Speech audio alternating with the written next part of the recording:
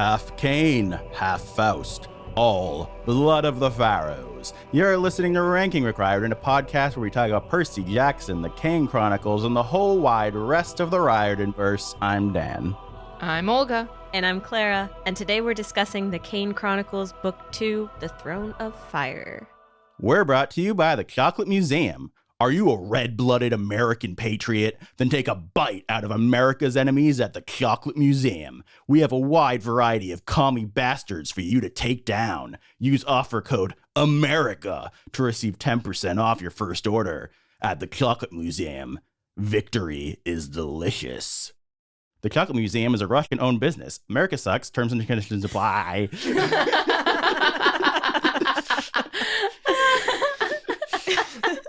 I did a great job. This is so funny. That might be your best yet. Thank you. I love it. This is what I do when I can't fall asleep at night. All right. So first off, this is the first podcast ever where we are all in the same room. Yeah. Yay. We are vaxxed and Ready to rumble. Ready to sit in a room still. Ready to read into things a little too much. Ready to melt at the 90-degree weather. Yeah. All right. First off, I just want to say sorry. We missed a podcast a few weeks ago. And then last week, we only put out the casting video, which if you haven't seen, I totally think you should because it's really cool. But we're back on track now. Basically, we've ran a little bit behind on actually reading the books. Yeah. Which we can't do the podcast without having read the books. I mean, we could try. So just as a note, we only read the first half of the book this time. So, on the subject of us getting behind with reading, whoops. So with this discussion, we're not going to know everything that happened. I mean, Dan has read it before, but Clara and I haven't. So yeah, it'll be interesting. We've never done this before, so yeah. So we'll see how you guys have maybe your opinions change from this part to the next part. Yeah. Yes, Yep. and I'm sure they will. So keep an eye out for part 2 because that will have not just the rankings, but also just like our final thoughts. Yep. Additionally, a big thank you to CJ Ackerman and Akia115 for their reviews on Apple Podcasts. If you want to send us reviews, that would be super nifty. Also, send us feedback at ourpodcastfeedback@gmail.com. Comment on the YouTube version of the podcast or tweet us at Ranking Riordan. Yeah, so we made a podcast Twitter for this. Haven't used it much yet, but I'm going to try to start using it more. I will So too. follow us. I swear this time. Yes, it was Clara's idea Yeah. 3 months ago. Whoop. So, should I start? Because I've actually read the whole thing. Let's do Yeah. that. Yeah, I never start. So, Throne of Fire. I read the whole thing, but in my reread, I'm just basically we stopped right when Carter and Sadie are splitting up to go to their Zia quest and the Third Scroll quest. I like this book quite a bit. I really like the way it starts with the whole the first museum of many. I love St. Petersburg. I enjoy Menshikov. I enjoy how flawed both Sadie and Carter are in this book, which we can talk about whether that's totally jives with last book where they're like pretty off, like perfect-ish. But to me, that's a real bonus. And I like the continued expansion of this world. I really like the Egypt stuff in general. So There are a lot of things I like in this book. Actually, all the things that you just said, Dan, were things that I really liked. My problem is just that it feels like there are so many things going on. I think we talked a little bit about that in the Red Pyramid, but this one is just twice as many things, it feels like, in the first half. And we're just getting to the point where I feel like the main story is starting and so many things have happened as like setup adventures that it's hard to follow. And you felt the same way? Yeah, I definitely feel like, and this could be purely my fault of just the pacing at which I've been reading this book. I took like a long break between the like the Hermitage Museum and like continuing the quest. And I'm sure I feel like I've forgotten things, like to the point where I might go back and reread some of the foundation, like why exactly they're doing. Like, obviously, I understand they're trying to wake Ra so that he can fight Apophis after Apophis rises. Like, that is like the purpose of getting the scrolls, and everything is built around that. Like, I know, but we're thrown into the deep end with this action sequence that is exciting at the beginning, but I didn't realize in those chapters how much I should remember and like take with me. Yeah. And they're not necessarily reiterating all of the things that I would hope that they would reiterate. Yeah, to like remind me. And that could be a me memory problem, but also there's just a lot. We have now these charms that like Walt is doing. We have like healing magic for the first time. Yeah. So, okay, so a few things I want to say, because I have to say, I don't really understand your criticisms, which is why I think it's interesting that you both have them. Because to me, I don't think this book has multiple beginnings at all. I think it starts with a bang and just keeps going, because literally the first chapter is, okay, we're getting the first scroll. We need 3. We know right from the beginning what the point of the whole book is, what their goal is for the book, which is we're going on a quest to get all 3, and we're immediately on the quest to get the first one. So they have that big action sequence. Then they go down a little bit and we get a little bit catch up with the characters. Then we go right back up to action with Neckbet. And then we calm down a little bit as Bess shows them around Russia. And then we come back a little bit at the actual Russia action scene. And then we come down a little bit as Sadie is healing him. And amidst that, we got the second scroll, and now we're heading to the third scroll. So like, to me, it all makes sense. For me, it feels like maybe it's the extent to which Sadie and Carter are separated and having things happen simultaneously that aren't in totally different locations. Like for me, it would be easier if they were like, I think this next half is going to be easier to follow because Carter's off trying to find Zia and Sadie's in the desert and mummies. And because they're just close enough to doing the same thing, but it's different, I think it feels like each of those like beats that you mentioned happen twice, but like I don't know. Maybe that's not fair. I mean, I'll say my biggest criticism with the first half is I think the Neckbet Bobby thing is really, really long. Yes. Yeah. Because she has multiple stops. So first of all, it starts, then we pause and go to Carter. Then we come back to it. Then she runs into Liz and Emma. Then we pause again to go to Anubis. Then she keeps running. She tells Liz and Emma everything. Then Bobby comes again. She uses the potion. Then that doesn't work. So then they go to the bridge. Then she tries to fight them again. And then finally Bess comes. And then Carter comes. Yes. And Carter shows up at the end of the fight. So to do nothing. So that was actually going to be the thing that I like. To me, even though on paper I'm like, ooh, this is an exciting action sequence. This is like great character stuff also for Sadie. I'm like, this feels like a short story in the middle of everything that was happening. By the time that was done, I definitely kind of like felt distance from Carter from the beginning of the book. From the scrolls. That's very true. That's very true. The fact is, my criticism going into that was the fact that like the pseudo-artificial setup of Sadie even going to celebrate her birthday back in London. Yeah, and we argued about this off mic. Yeah. I'm interested in Clara's opinion. Yes, we'll get there in the recap and we'll discuss that. But like that to me, while simultaneously providing entertainment, just like ground the story to a halt. And that's why the really interesting like Russia museum Menshikov sequence with Carter was like a return to form. Then Carter gets knocked out for like chapters, and Sadie gets to do like more awesome development stuff. And I just feel like this beginning is definitely imbalanced. Even if I won't say necessarily it's like start, stop.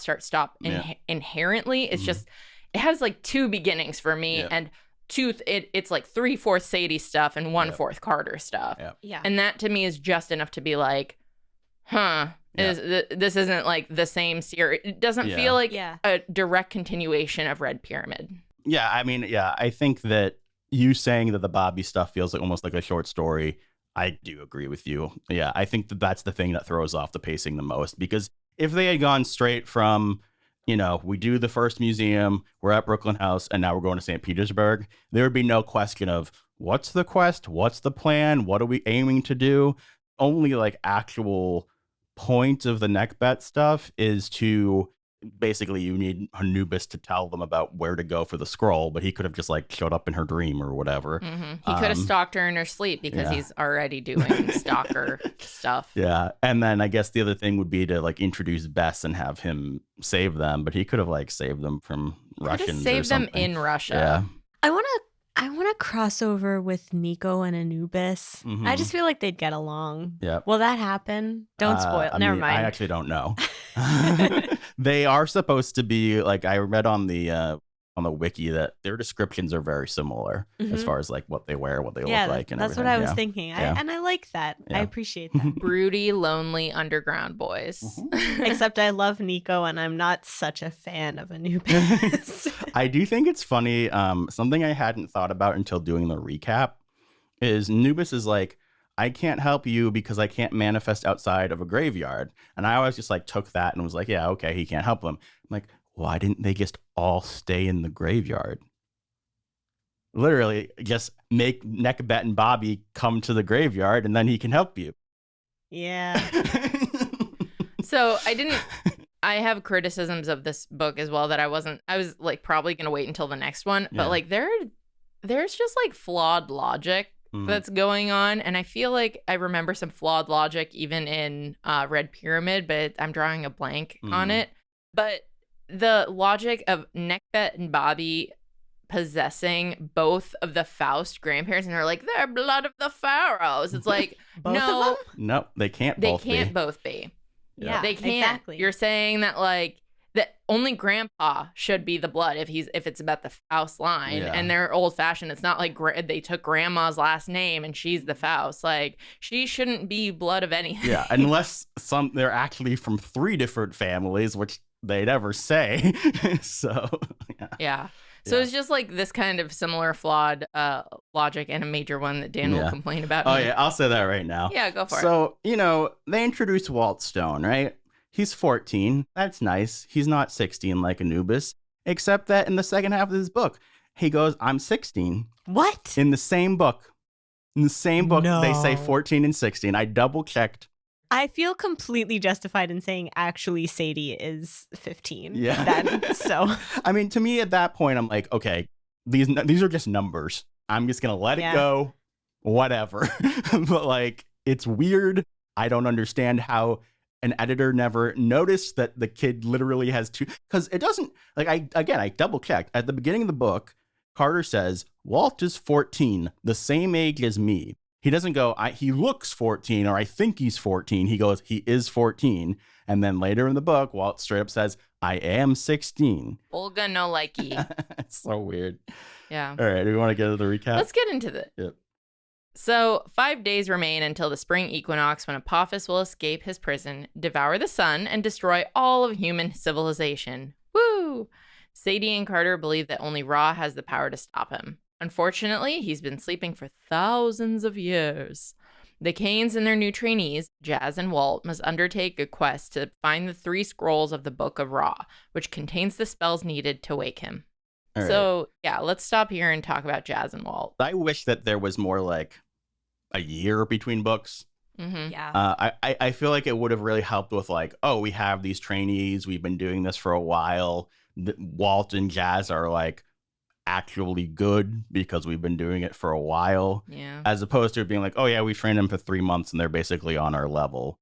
I want the Kanes to not just be like, oh, you have special blood and therefore are the ones in charge. I want them to like have actual like skills that are above other people. Yeah.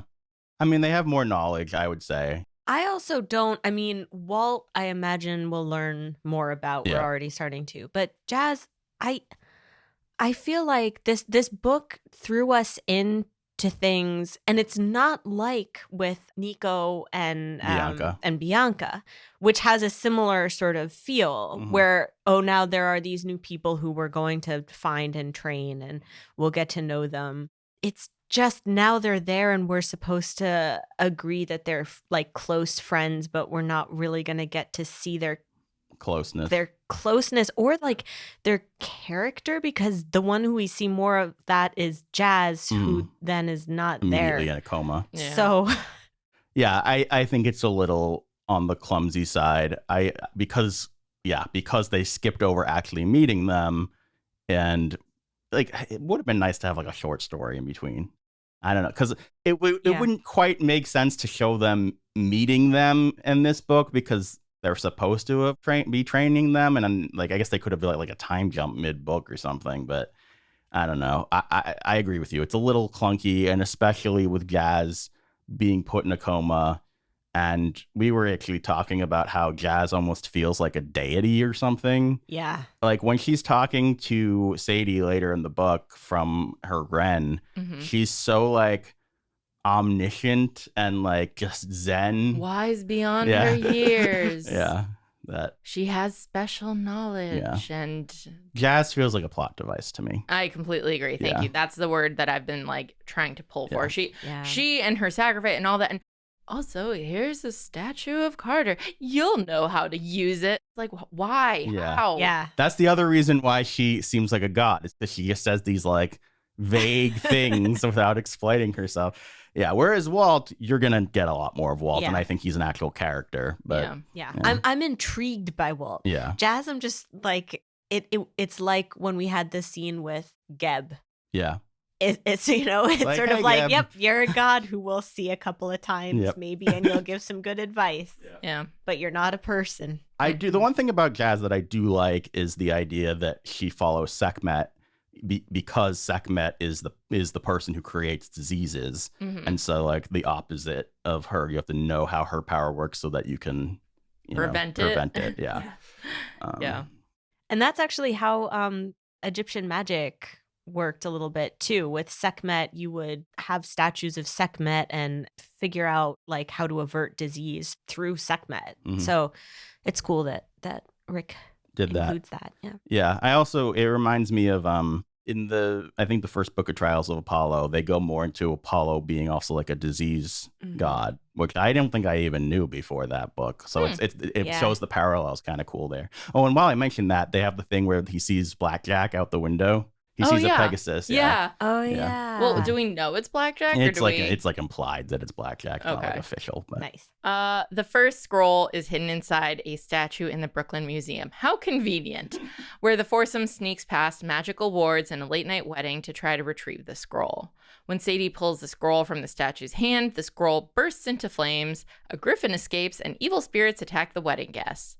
Jazz imprisons the spirits in the duat, but uses too much magic and slips into a coma. One of the spirits tells Carter that his friend Zia will die if he continues the quest. Carter manages to tame the griffin, and it pulls the four friends on a flying boat to reach Brooklyn House and the other trainees. So, I mean, I do think it's a solid start for Carter because, first of all, he actually is the one providing all the knowledge for everyone. He's put in in stark contrast to Sadie, who's making a lot of mistakes at this point in the book. And then he actually is able to tame the griffin, which I think is a cool little thing. But, yeah.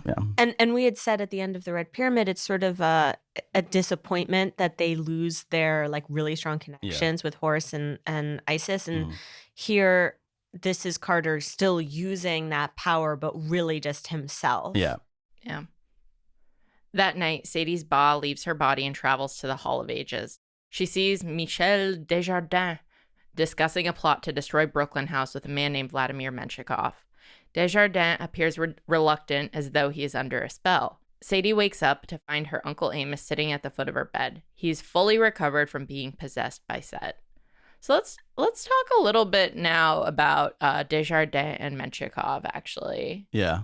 I thought it was really interesting to have like Desjardins like be fighting against his like, where we left him off. Yeah. Being like, I don't know, they don't seem that bad. No, they're evil. Yeah. Like, evil Russian tells you they are bad. We go kill now. Yay! Like all of that, like it's different, it's fun. Yep.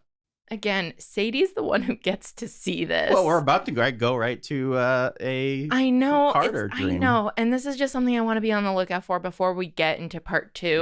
Yeah. Just keep it in mind, folks. That's all I'm saying. I'm not trying to say that it's trash or anything. I'm just saying got some Carter stands over here that are. Yeah. Why is that a bad thing? We like Carter. I'm just saying. We love Sadie. Yeah. And we love Carter. I do want to talk. I really actually enjoy Sadie before she falls asleep here. when they come back from the thing and Jazz is hurt and everything. And I think they do a really good job of making her multi-layered in that she feels guilty, but she also feels jealous because she doesn't know if something's going on with her and Walt. And she is like dealing with guy drama, but then also is upset about her family, but also is upset about everything they've had to go through. Like there's a lot of different things going on in her head at once. And so like I'll judge her, and then a minute later I'll go, oh, okay, and then I'll judge her, and I'll go, no, okay, you're just a human, right? Like, and I think I think they do a better job with that with her than I think like almost any other character. Completely agree. Yeah. Completely agree. And we'll talk about the birthday stuff, but spoiler, I loved it. Of course you did, because you're smart. Yeah. So I actually I came around on it is just what I'll say about that. Yeah. I had a weird I had a negative gut reaction, but the more time I spent in Sadie's, I honestly think even at this point, Sadie is probably the best written female character that we've read so far. I think so. It could be like individual moments, the highs of like Annabeth and Piper, and even arguably like Hazel could be higher than things that we've experienced so far with Sadie. But I kind of feel like consistency wise, and obviously the fact that she's a POV character from the get-go definitely gives her an edge. I think one of the weird things about Sadie for me is that she is by far the most preteen, or I guess now she's a very young teen character. She actually seems like she's 12/13, which is then just adds to the weirdness. Yeah. But Rick really allows her to be immature in a way that he doesn't allow other characters to be immature. Well, so the reason I expected you to be on board with this is because this is very reminiscent of the Leo stuff to me. Yeah. She really reminds me of Leo's immaturity journey. And similarly, I didn't like that. And to me, it felt like a regression. Yeah. And that's really exactly what it like this. Yeah. Exactly like this. And that's really my only complaint of like, I need to get on the level of this book. And does this book make sense in her character relative to the first one? Yeah. And it was the problem of, is she actually too mature in the first one? And Carter being like, she's so rash. She's so whatever. There's nothing equal to her rash behavior in the first book as rash as this, in my opinion. Probably. Other than the whole thing of like, into the library, maybe, but she had a plan to like fix that. And also the whole thing of like, let's not listen to Dad. Let's go in there. It's like, arguably that's rash, but she just has a problem with authority. Yeah, she didn't know the stakes at that point. Right. Yeah. Whereas now she knows the stakes, and therefore it's worse. Well, so I think that the fact that they have Carter make a similarly terrible choice, which we'll get to later with the Zia stuff, I think that really helps. And to me, it's an interesting thing because they both were so selfless in the last book. And I think that they pick an interesting thing here where the fact that they were so selfless last book is why they're like rebelling from that in this book, which is not necessarily the arc you'd usually see things go in, but it is interesting to me that they're both just kind of like becoming stubborn and being like, I'm not doing this again. So my question is them like being selfish, like actually, and it being a rebellion too subtle? Or is it like plainly text? Because I feel like that's something that, we've figured out, but I wouldn't necessarily like. It is plainly text, in my opinion. I think for Sadie, it's 100% plainly text. Yes. And then with Carter, it's a little bit more nuanced because it gets into like his relationship with his dad, but that's spelled out. Yeah. I think it's really good stuff. Myself. Yeah. The fact that they give both of them enough of a reason that I don't totally judge them. Like they basically convince me that Sadie needs this for her mental health. Yeah. And they also, for Carter, you're like, oh, you're just going after a girl. You're so stupid. But at the same time, he like really wants to believe that she has a greater purpose. And that's like kind of him lying to himself, but like he's probably right. And then the fact that they bring up the stuff about like that his dad wasn't able to save his mom. I think they do a good job there. And they straight up do say with Sadie that she's like, I had to give up this and that and this. Yeah. And there's a reason I came around, like in rereading that, I like picked up even more being like, no, this makes sense. Like it's there. It does make sense. I do think it's plain text there. And she beats herself up over Jazz too. Like she's not just like, whoops, gotta go. Yeah. Like she's just like, I really didn't, I don't want this. I'm so embarrassed to have to like advocate for myself for this, but like, I need this. and I'm not going to let my like embarrassment stop me from like. I also really like it because Sadie comes from having a normal life that is not all bad. Yep. And I think the closest we get to that in the Olympian books is Percy. Yep. But even then, he has all these problems with school. He doesn't really have school friends. Yeah. They all end up being mythological. And I love that Sadie has friends, just like normal friends who aren't actually like the Oracle of Delphi or whatever You else. don't know. Yeah, that's true. But that she has them, and she says out loud that she knows they might grow apart now, that there's something different. But the fact that they're still there for her, I don't know. I just find it so meaningful that she has that, especially because Carter doesn't. Yeah. Carter has that more traditional, like, I live a wild life where I'm alone. Travel the world with my dad. Well, and that's why it makes sense that he has a much more rigid idea of responsibility, and why even though he ends up doing something that's probably like not the right choice, that is still tied to an idea of responsibility. Even though it's similar to Sadie's choice, he isn't like, I want to go have some ice cream. Like it's still a version of responsibility, just in a different direction. Yeah. Yeah. And I think he's jealous of the things that Sadie has that he doesn't. And I think Zia, in some way, like beyond his trying to justify things for like supernatural, whatever, blah, blah, I think he sees like he's projecting this image of his father and mother and like a perfect relationship. And he doesn't have those relationships outside his family. And so I think it's really important for him, more than Sadie would understand, for him to have other people. And I really like also when she's in his head or whatever, when she learns his name, they have the moment where she's like, he needs validation. And unfortunately, I'm not good enough for that. Yeah. And that is, to me, that's incredibly relatable, and the like pain that can cause. Yeah. You love your family, but they're not necessarily good enough to fully make you feel like, you know, accepted. Whole. Yeah. Because you have to be accepted by something that's more external than the insular family. It's like your family has to love, is the argument that, it's like your obviously like you're part of a family and that they should and have to love you, but like getting that from other people. Yeah. I really like that part a lot. So, but we'll get there. We are technically, this all should have been what our general thoughts were about the book. We're bad at this. We take a week off and we have a lot of starts to this podcast. We're just mirroring. Yes. All right. So meanwhile, Carter's Ba meets with Horus, who warns him that the gods might attack him if he tries to wake Ra. See Bobby and Neckbet. Yes. They don't trust that he's strong enough to defeat Apophis. To demonstrate Apophis' power, Horus takes Carter to his weakening cage. That's going to be really cool in the movie. That's all I'm saying. The dung beetle cage. That'd be really creepy. At breakfast, the Kanes explain all the gloom and doom to their initiates. Bast goes to check on Apophis' cage, and Amos plans to increase the house's defenses. It's Sadie's 13th birthday, and she rather rashly decides to go to London to visit her friends Liz and Emma. So again, we've already argued about all of this. We've hit on these points, but so something I had forgot because you were so funny with your Russian accent. I wanted to say a little bit more about Menshikov, and it was a very smart idea to sort of soften Desjardins, and I do like Menshikov quite a bit. At the same time, there's a little bit of like, and now Menshikov's here, where it's like I kind of wish they had at least like mentioned him in the previous book, but whatever. Yeah. I do agree, especially now it's like, oh, it's a subversion of like now Desjardins okay, like not okay with them, but like more willing to see the purpose of their actions.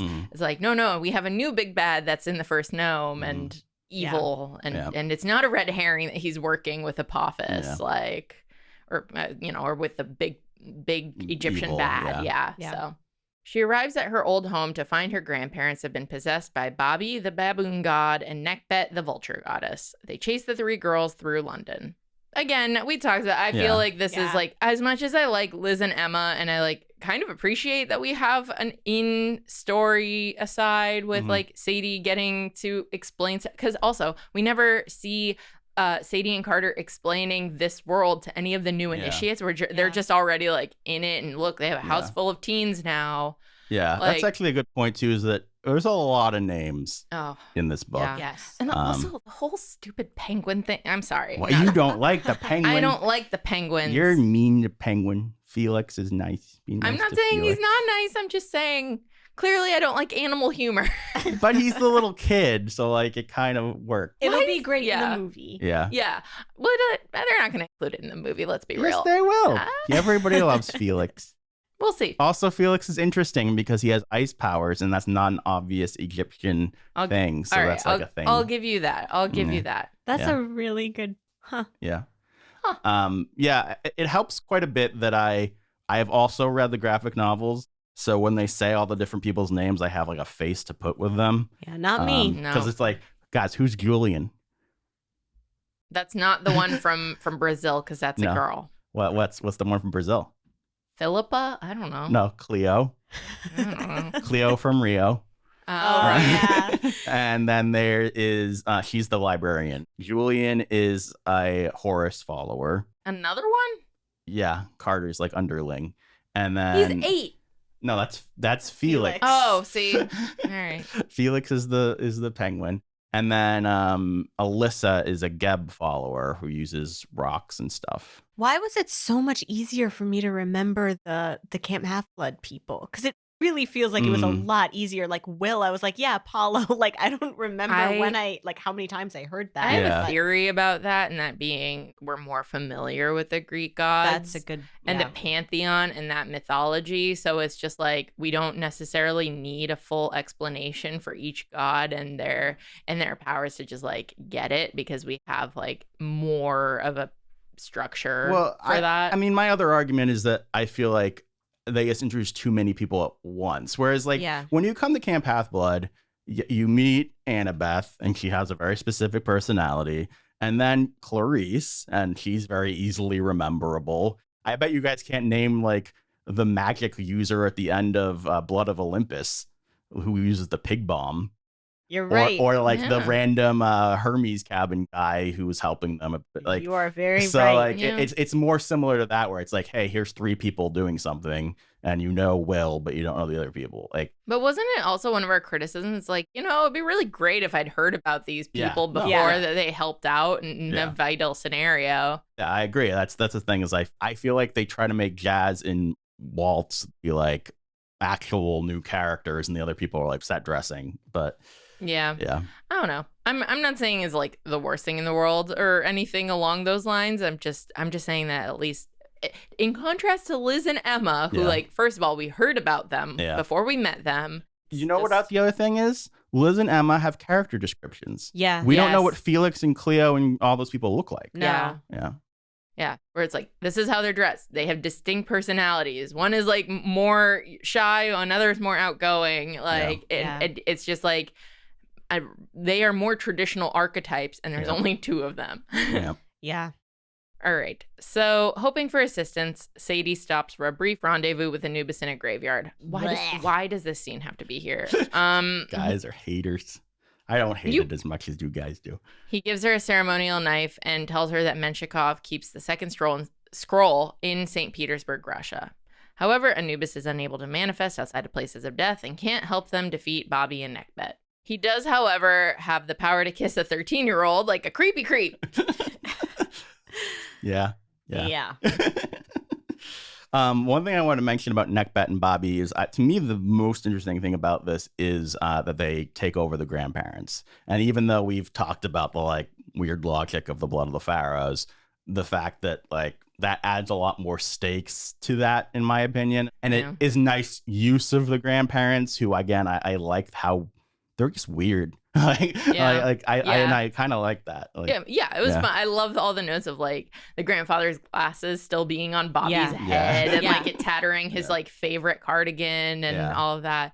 I will say, like, didn't Surkat like randomly possess some woman? Like, we don't think that they don't need to possess someone who has blood of the pharaohs. They literally could have just left out the line from Nekbet saying, "Of course, blood of the pharaohs." Yeah. Like, if they just left that out, I wouldn't have questioned it. Right. It'd just be like, she's just here. It's like, but no, not in this old lady. Yeah. Sadie tries to fight back against Bobby and Nekbet using a potion, but it's not enough. Thankfully, rescue finally comes in the unlikely form of Bess, a limousine-driving dwarf god. He's, quote, so ugly that he makes gods and monsters explode by dressing in a blue Speedo, making a face, and shouting, boo! Okay, before we go deep into Bess, because that's clearly a conversation, do you guys understand the potion stuff? Nope. Okay. So it's not really explained well. It's sort of similar to, you remember in the last book how they started by writing on scrolls?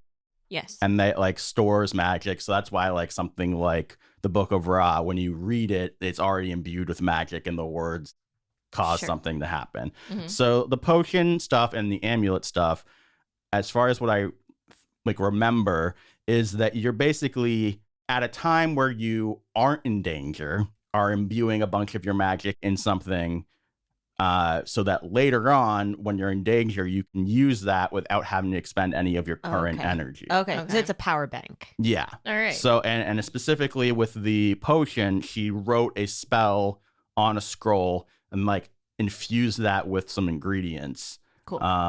To create the specific spell that it was. Okay. But yeah, I mean, it's a little confusing, but I just don't really understand like this like not very well explained new feature of magic going into all of this effort to explain, like to have it be seemingly important and then having it not work. Like I understand it's supposed to be using the potion. Yeah. Like I understand the subversion of like you're hoping for it to work. It didn't work. It's like, well, why not just save this or like I mean, maybe it'll come up in part 2 where it works. No, I don't think she uses a potion ever again. There we go. Like I just like don't understand throwing this in only to have it not actually matter. We do have amulets in the last book when Zia has the little like, was it like a vulture or something on her neck? Yeah. That's a similar thing. It's similar, but it's not like a completely new, like we're having amulets explained to us, but potions are being explained and failing. All this is technically mentioned in the Red Pyramid, but I don't blame you for not remembering because a lot happens in the Red Pyramid. Yeah. But yes. It's also interesting because like they have this like training school thing that's the perfect chance for explication and like explanation, and instead it's just a lot of people who I don't remember.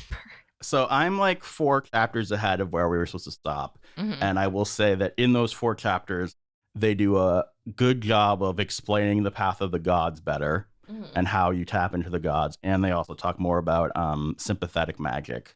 Yeah. All right. So Bess, what do we want to get into notes of Bess, or just how do we want to talk about this? I mean, I'll say because this was something that I kind of warned you guys about before you had read it, because Bess had very much stuck out to me on my first read.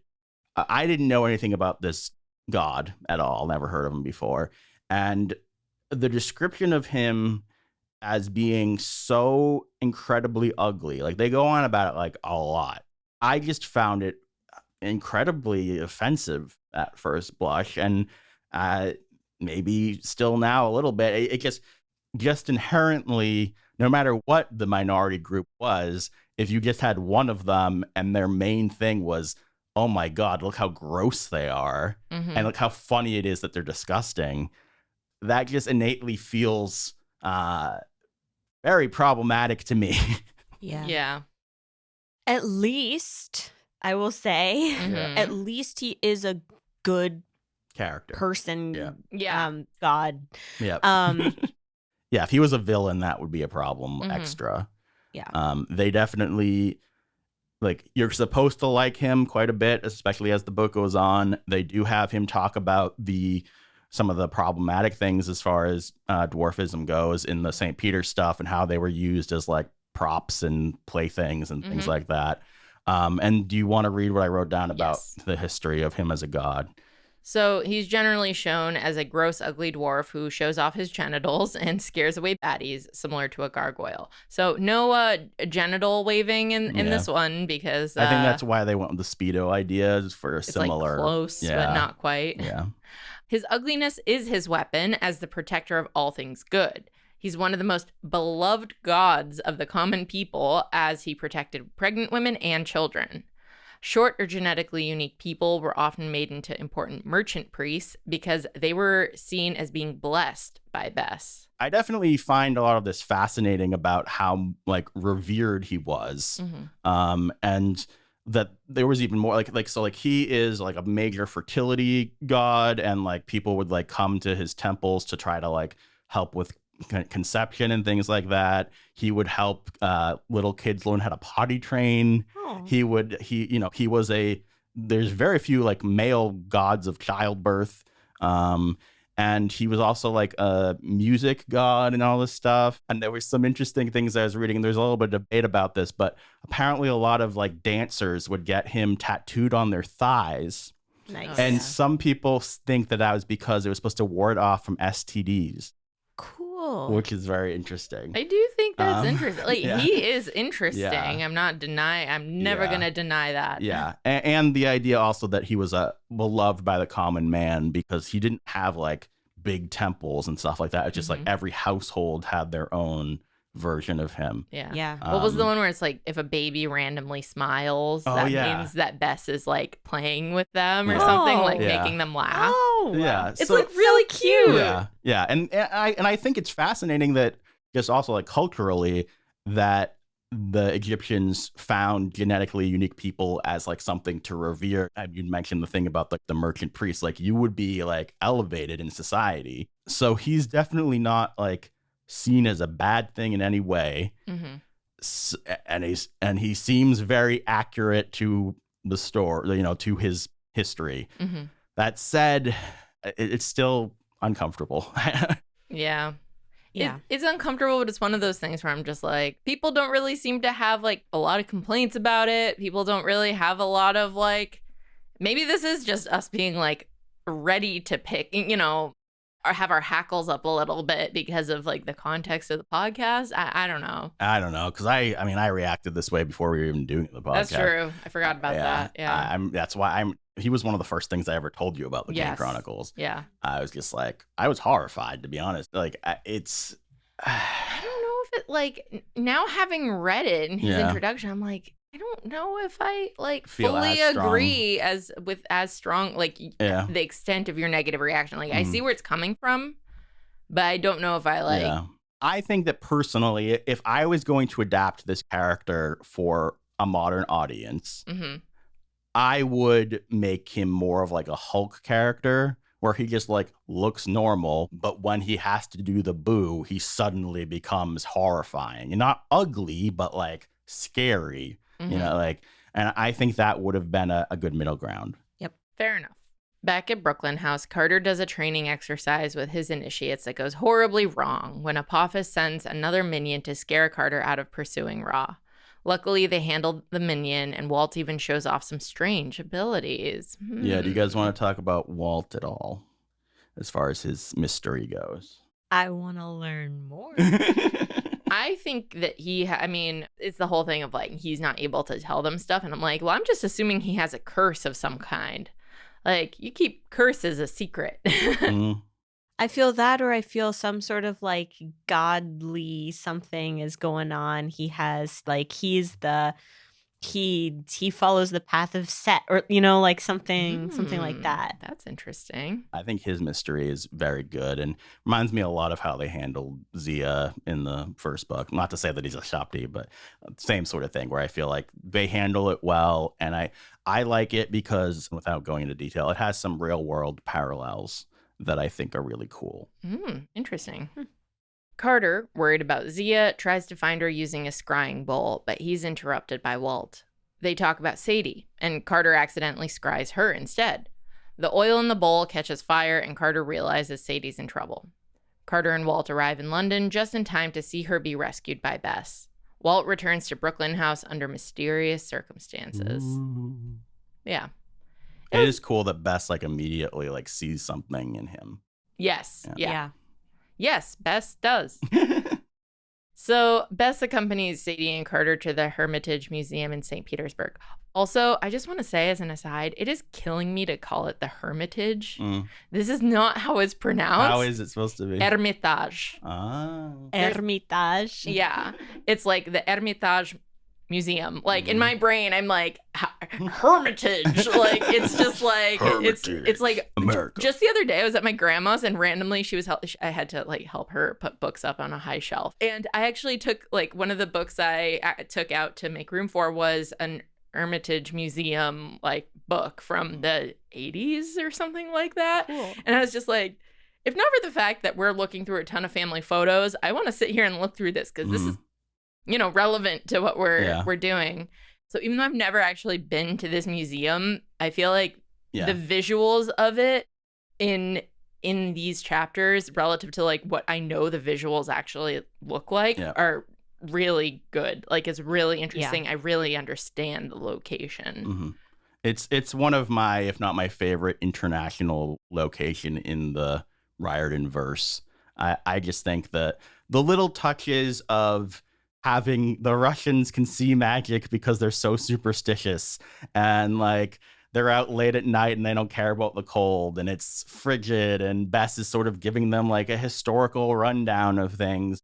It feels like how much Russians suck. It feels like weirdly cozy while also scary at the same time. Yeah. Like, it's just kind of interesting. I mean, isn't that Eastern Europe in a nutshell, though? The chocolate Lennon head just really, like, that's my favorite. I don't know what to call it. My favorite Riordan object so far is this chocolate Lennon head. Yeah, it fits, doesn't it? Like, it's a historically relevant thing, and it's made out of chocolate, and this and this god is eating it. Like, well, I also like that. Like the chess set is also very Russian. Oh yes, too. Yeah.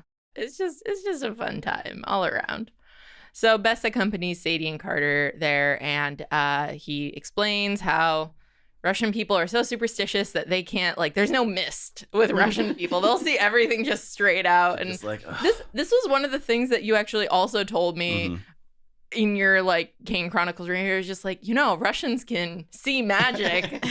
You can't trick a Russian with magic. And I was like, considering in my life I've been taken to a Russian, like, fortune teller healer guy, I'm like, yes. That's why I thought it was so funny, because I knew how like superstitious your like family and culture can be. So it's so funny. Yeah, it's just things that I don't even think about anymore that are like ingrained in me due to superstition.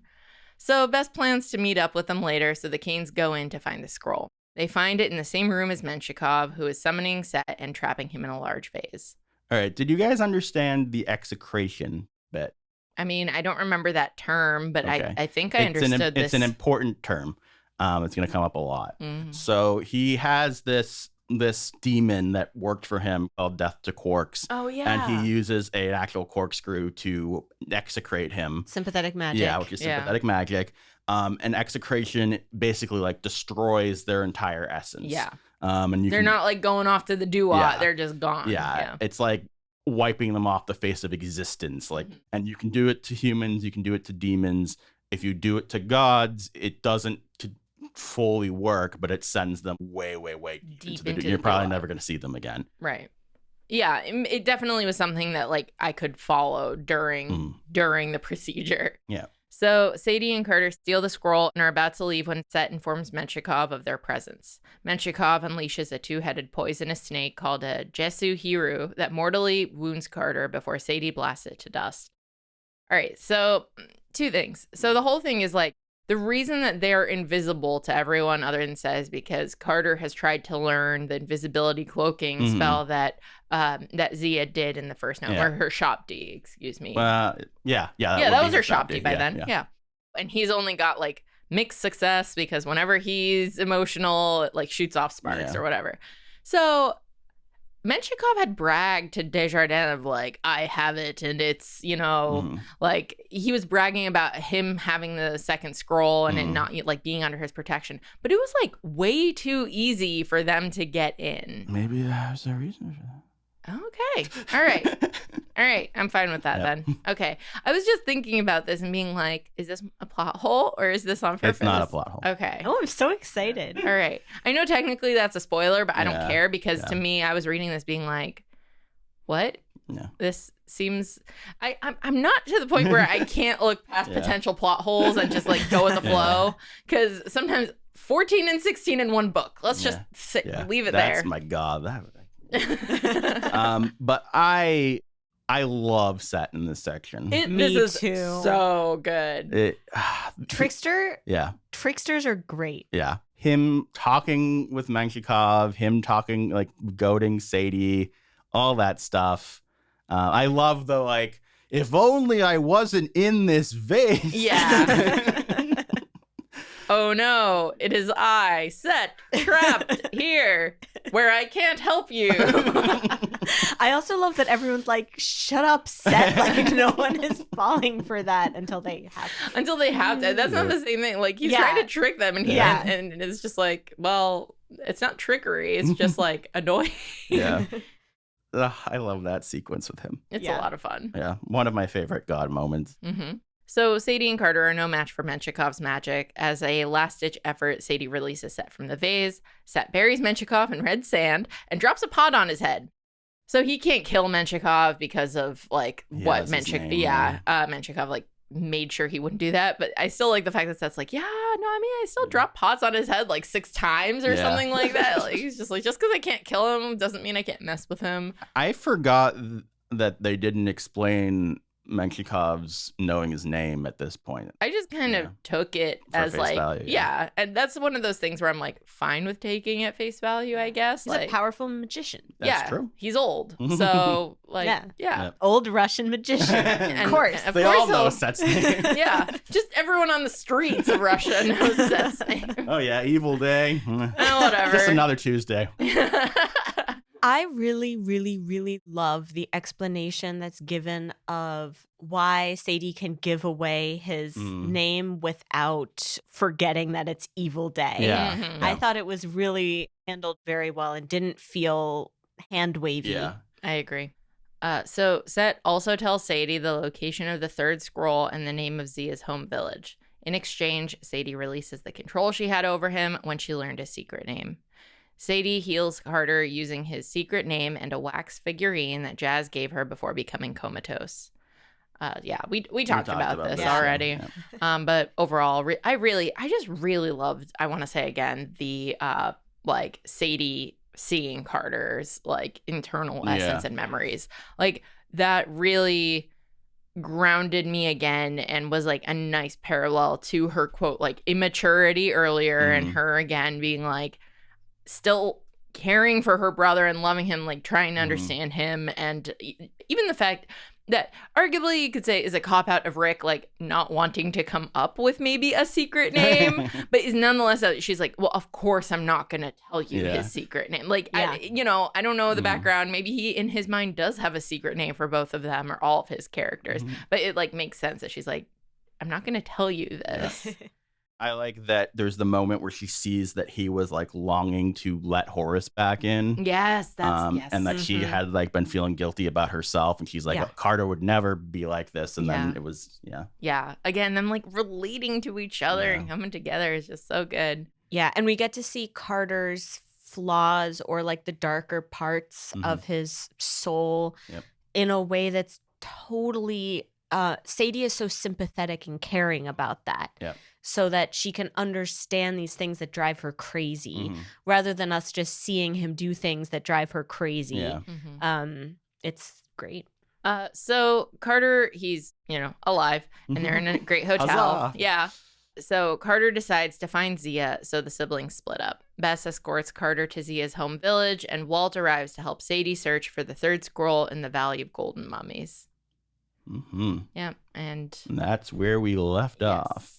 All right. Anything else we want to hit on? I like the scenes. We didn't touch on them very much, but the scenes of mythology.